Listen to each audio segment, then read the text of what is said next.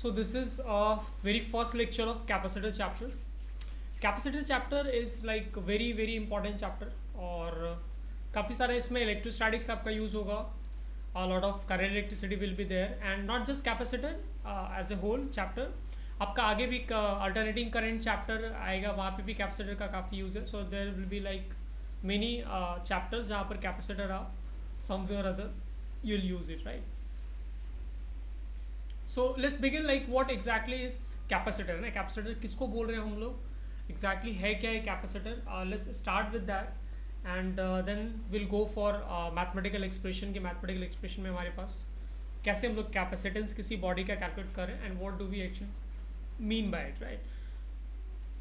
So generally speaking, capacitor is a design और it's a conductor.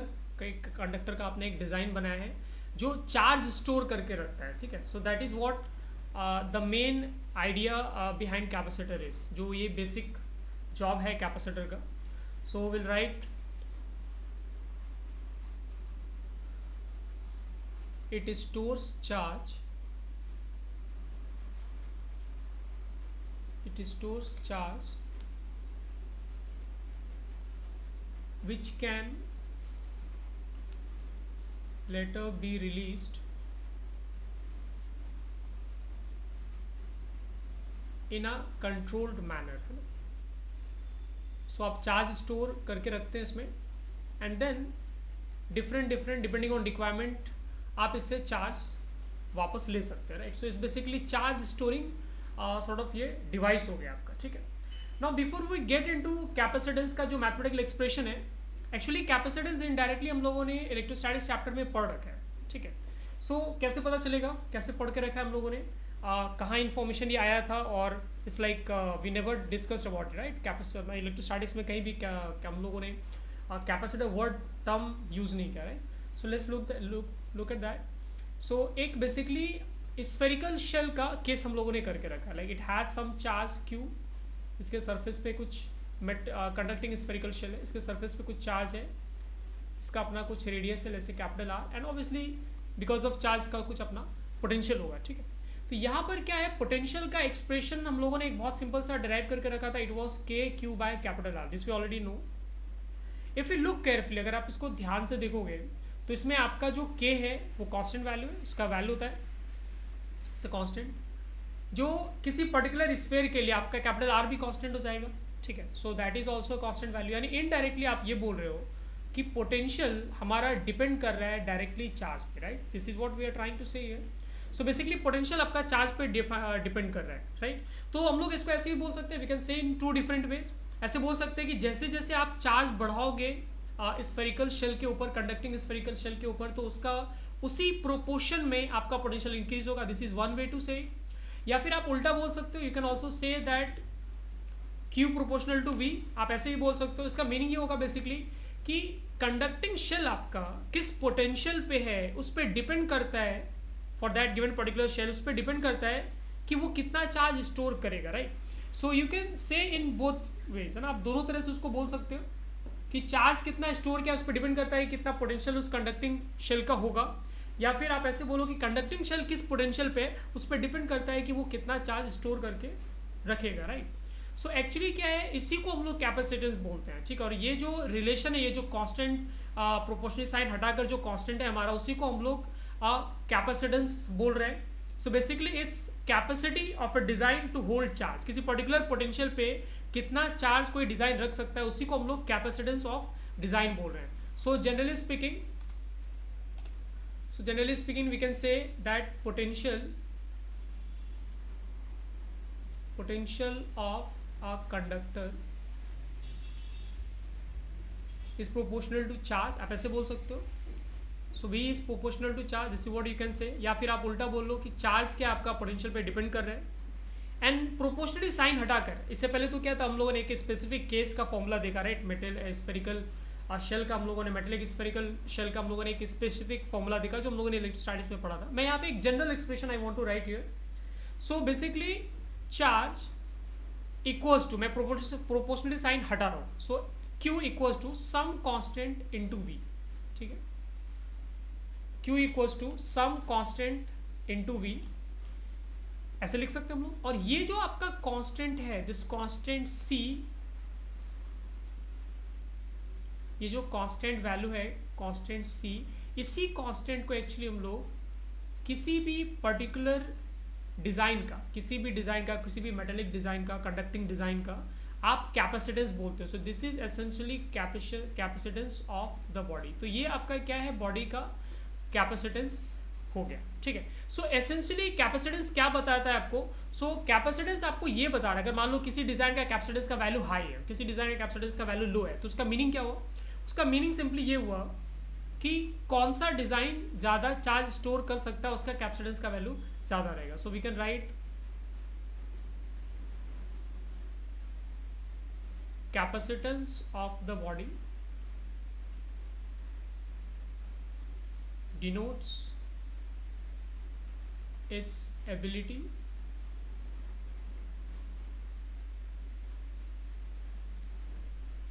to store charge।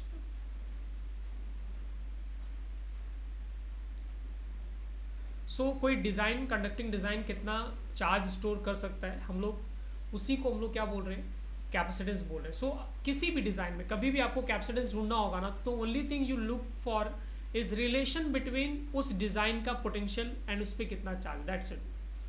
Q कितना charge है और किस पोटेंशियल पे, बस वो रिलेशन आपको मिल जाएगा। तो बचा हुआ जो कांस्टेंट टर्म है वो इजीली हम लोग कैपेसिटेंस बोल सकते हैं, बिकॉज तीन ही टर्म्स हैं यहाँ पे, एक चार्ज, एक पोटेंशियल, और जो भी बच गया वो कांस्टेंट सी आपका कैपेसिटेंस हो गया उस पर्टिकुलर डिज़ाइन का, ठीक है। सो आई थिंक, आई होप ये कॉन्सेप्ट क्लियर है ना। आप लोग सभी लोग इसको फटाफट नोट करो। I will give you 2 minutes to note it down.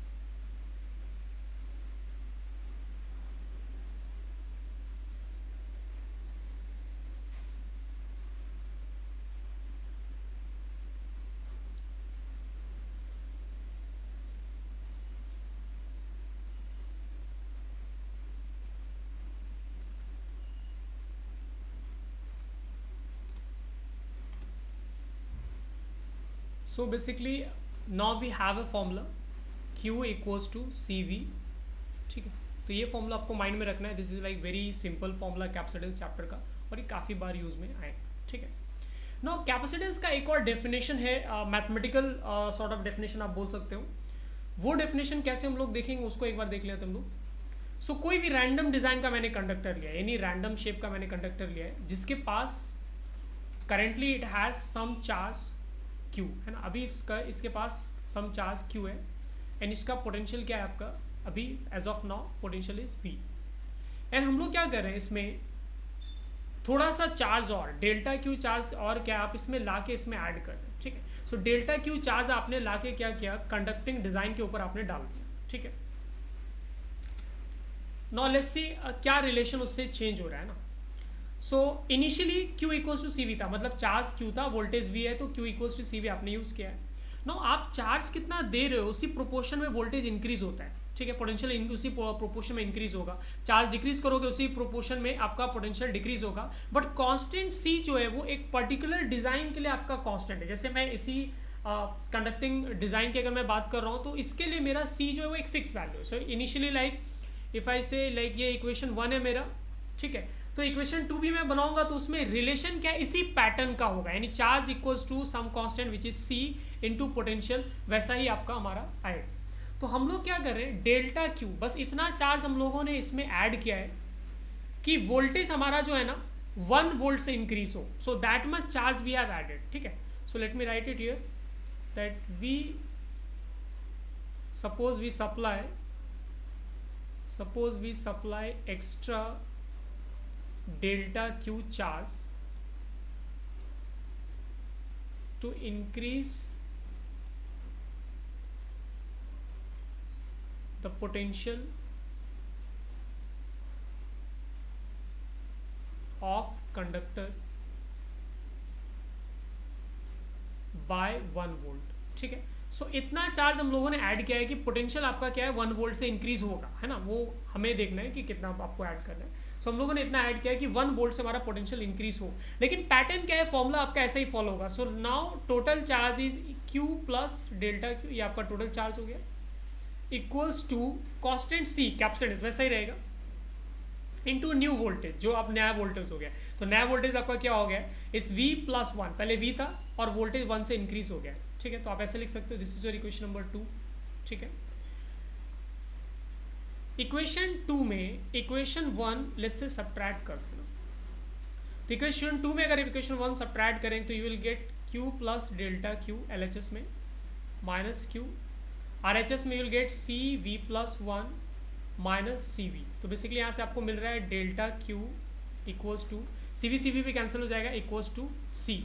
तो इसका मतलब क्या हुआ, इसका मतलब हम लोग ऐसे बोल सकते हैं कि न्यूमेरिकली, है ना, मैग्नीट्यूड वाइज अगर आप देखें, वैल्यू वाइज देखें, तो कैपेसिटेंस हमारा एसेंशियली क्या है, उस चार्ज एडेड के वैल्यू के बराबर है जिससे 1 वोल्ट हमारा पोटेंशियल इंक्रीज हो रहा है. ठीक है, सो हम लोग इसको एक दूसरा हम लोग मैथमेटिकल डेफिनेशन बना सकते हैं, and we can say that capacitance of a body is numerically equal to charge required to increase the potential of the body by 1 volt.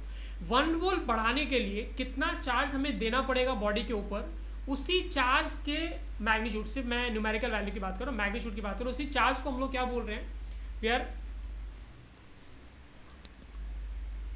Calling it capacitance का वैल्यू. ठीक है, so let me write it somewhere, मैं यहाँ पे लिख देता हूँ ना. सो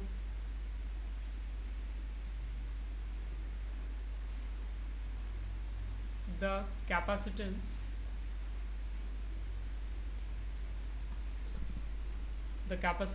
of a body is numerically equal to charge required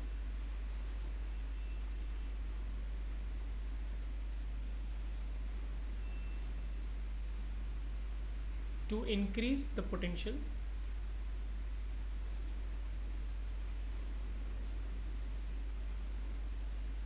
by 1 volt. ठीक है, तो कितना चार्ज हमें ऐड करना पड़ेगा 1 वोल्ट इंक्रीज करने के लिए, उसी चार्ज के वैल्यू को हम लोग क्या है, न्यूमेरिकली कैपेसिटेंस, उस डिज़ाइन का हम लोग कैपेसिटेंस को बोल सकते हैं.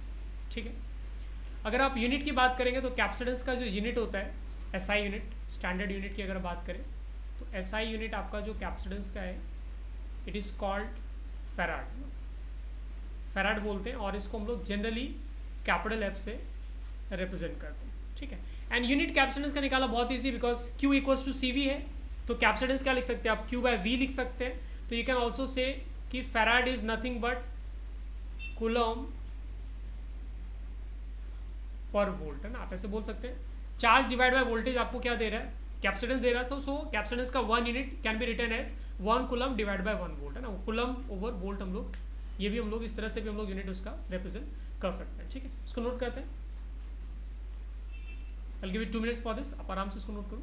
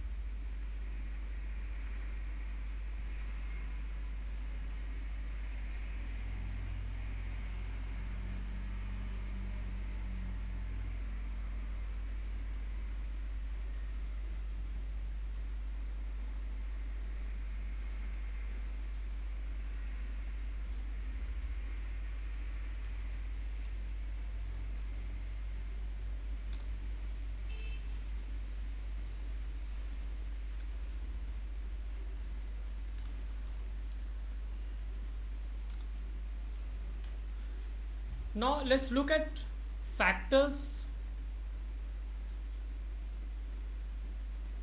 who are like responsible for capacitance value, है ना. सो कैपेसिटेंस का आपका वैल्यू किस किस फैक्टर पे डिपेंड करता है वो हम लोग देखेंगे अब.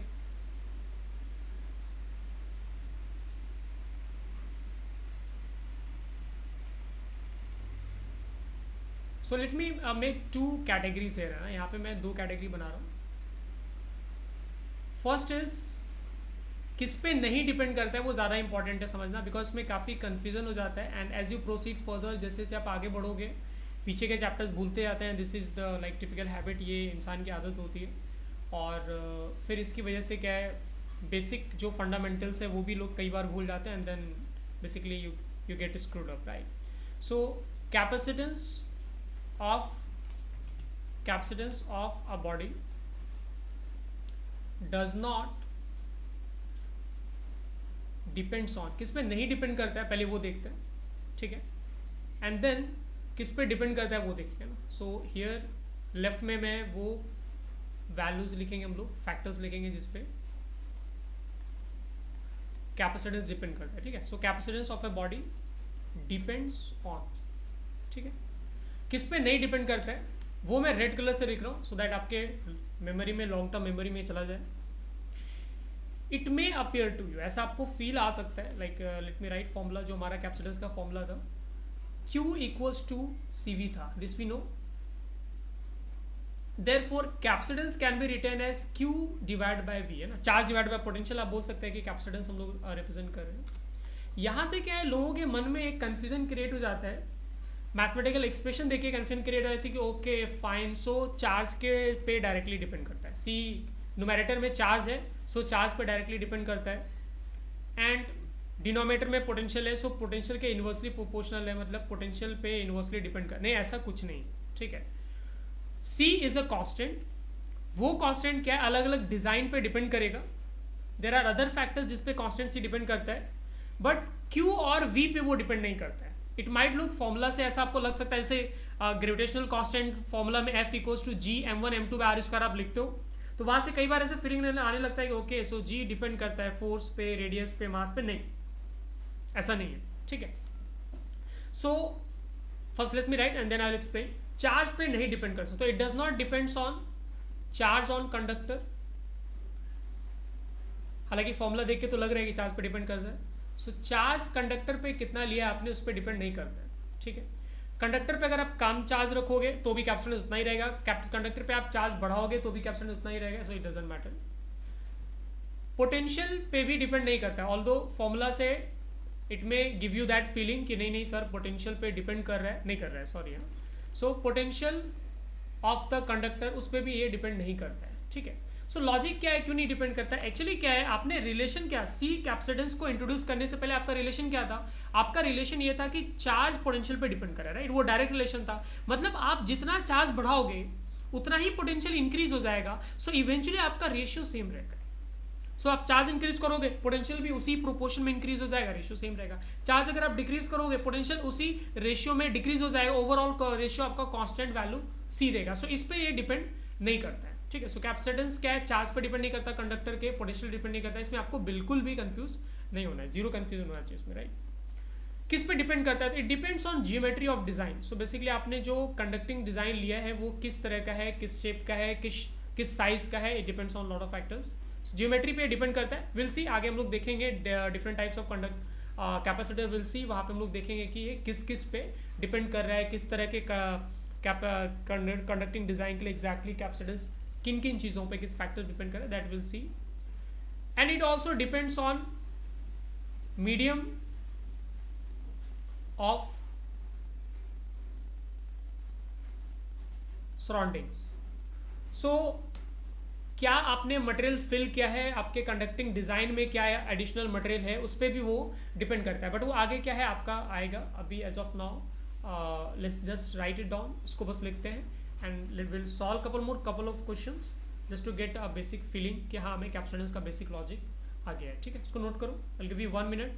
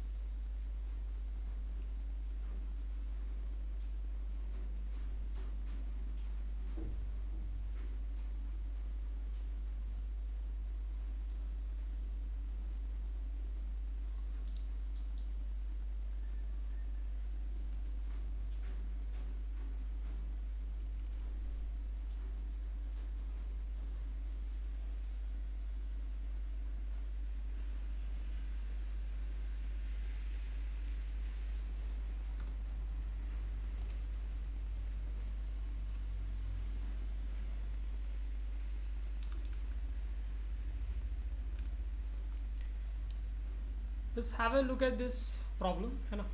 ये एक प्रॉब्लम देखते हैं. It's a very simple question but it conveys a very important point. So the question goes like this: we need to find capacitance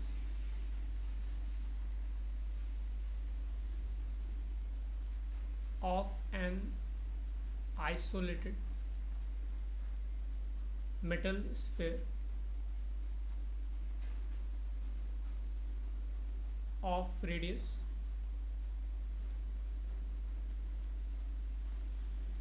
equal to that of the earth. सो एक मेटल स्फीयर लिया है जिसका radius अर्थ के radius के बराबर है. Like इस insane बड़े साइज का आपने एक मेटल स्फीयर लिया and you need to figure out कि उसका कैपेसिटेंस का वैल्यू क्या आएगा. ठीक है. So like I said earlier, capacitance जब भी आपको किसी डिजाइन का कैपेसिटेंस ढूंढना है, this is what will follow. आगे भी हम लोग जितने भी डिजाइन के लिए कैपेसिटेंस ढूंढेंगे, आपका बेसिक लॉजिक ये होता है कि जो हमारे पास डिजाइन है, लेट्स से फॉर एग्जांपल यहाँ पे हमारे पास मेटल स्फीयर है, राइट.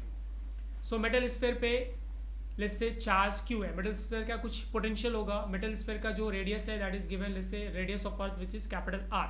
ठीक है. तो अगर आपको कैपेसिटेंस ढूंढना है तो you just need to write a relation between potential and charge. देखा हमें पता है इस केस में तो रिलेशन में ऑलरेडी पता है. So we know V equals to K capital Q by R होता है. इस केस में वी ऑलरेडी नो ये रिलेशन फॉलो होता है. चार्ज एंड पोटेंशियल के बीच ये रिलेशन होता है. तो यहां से अगर आप देखोगे तो from here you can write Q equals to V,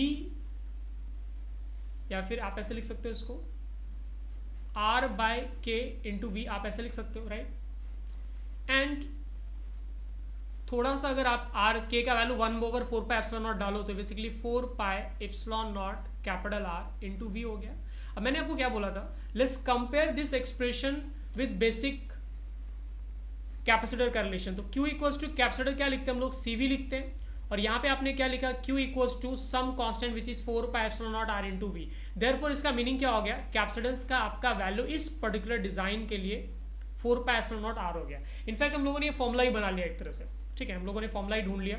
तो आपको अगर ये फॉर्मूला याद रखते हो तो इट्स वेल एंड गुड. नहीं भी याद रहता है, इट डजंट मैटर, आप बहुत इजीली इसको डिराइव कर सकते हैं. It's not a big deal, है ना. ये इजीली मैनेज हो जाएगा. So now we know capacitance इस डिजाइन का will be 4 pi epsilon naught R. ठीक है. So therefore let's have a look at numerical value. क्या न्यूमेरिकल वैल्यू आता है. सो 4 पाई एप्सिलॉन नॉट का वैल्यू होता है 1/9 इंटू 10⁹. ठीक है. And radius of earth is 6400 kilometre. तो किलोमीटर में काम चलेगा नहीं, मीटर में आपको कन्वर्ट करना पड़ेगा. सो ये एक्सप्रेशन आपको लिखना पड़ेगा. ठीक है. यहाँ पे जब आप मैथमेटिकल कैलकुलेशन करोगे, इसको डिवाइड करोगे तो will get this much value. ठीक है. सो बेसिकली यहाँ से कैपेसिटेंस का वैल्यू क्या आ रहा है, 10⁻⁶ को माइक्रो में मैं रिप्रेजेंट कर रहा हूँ. तो 711 माइक्रो फेराड क्या आपका कैपेसिटेंस आ रहा है. ठीक है. तो यहाँ पर ठीक है, कैलकुलेशन बहुत इजी था, क्वेश्चन भी बहुत इजी था, लेकिन द पॉइंट इज अर्थ के बराबर, आई मीन जस्ट इमेजिन अर्थ के बराबर में एक बड़ा सा मेटेलिक स्फीयर ले रहा हूँ. अर्थ के बराबर, जस्ट ट्राई टू इमेजिन अर्थ के बराबर में एक मेटेलिक स्फीयर ले रहा हूँ. एंड देन स्टिल कैपेसिटेंस का मेरा वैल्यू माइक्रो फेराड में आ रहा है. ठीक है. अगर 711 को मैं रफली 1000 भी अगर मैं कंसिडर कर लेता हूँ तो still it's in milli farad. ठीक है. सो कहने का मतलब मेरा ये है कि कैपेसिटेंस का वैल्यू क्या है. आगे आप जब वो प्रॉब्लम्स वगैरह सॉल्व करोगे you will see many times capacitance का वैल्यू आपका आएगा माइक्रो फेराड में, नैनो फेराड में, इनफैक्ट पिको फेराड में आएगा. तो हमें ये नहीं सोचना है कि इतना कम कैपेसिटेंस क्यों. दैट इज नॉट कैपेसिटेंस का स्मॉल वैल्यू, है ना. पिको फेराड में, नैनो फेराड में जो कैपेसिटेंस आ रहा है it's not a small value, in fact it is a huge value, है ना. यू कैन जस्ट इमेजिन कि अर्थ के बराबर हम लोग एक स्फेरिकल डिजाइन ले रहे हैं तो भी कैपेसिटेंस हमारा क्या हो रहा है, बहुत कम आ रहा है. एक दूसरा लॉजिक आप यहाँ पे आप दूसरे तरीके से आप इसको ऐसे सोच सकते हो कि इतना बड़ा डिजाइन लेने के बाद भी इतना कम कैपेसिटेंस आया. Let's say if you want to say in that way, इतना बड़ा डिजाइन लेने के बाद भी इतना कम कैपेसिटेंस आया. इसका मीनिंग ये हुआ कि हमें कैपेसिटेंस यानी चार्ज स्टोर करने के लिए हमें डिफरेंट तरह के डिजाइन्स यूज करने पड़ेंगे. Simple spherical shell is not a good design, क्योंकि इतना बड़ा मतलब अर्थ के बराबर मैं बड़ा सा एक स्फेरिकल शेल ले रहा हूँ, स्टिल कैपेसिटेंस का वैल्यू कम है, मतलब it will store less charge, right. So in that sense we can say कि will have to explore other type of designs. ठीक है. सो ये लेक्चर हम लोग यहीं पर एंड करते हैं, ये पार्ट यहीं पे फिनिश करते हैं. एंड जो नेक्स्ट पार्ट होगा उसमें there will talk about energy stored in a capacitor. Like charge हम लोगों ने स्टोर किया, चार्ज से इलेक्ट्रिक फील्ड आ रहा है, इलेक्ट्रिक फील्ड में हम लोगों ने एनर्जी स्टोर करके रखा है. तो एग्जैक्टली एनर्जी जो स्टोर किया है उसका मैथमेटिकल एक्सप्रेशन क्या है और किस तरह से वो एनर्जी स्टोर हो रहा है, क्या एक्सप्रेशन है, उसको किस किस फैक्टर्स पे वो डिपेंड करता है. This is what will have look at in our next lecture of capacitor. So इसको नोट कर लें. I will give you 1 minute for this. आप इसको नोट कर लो फटाफट.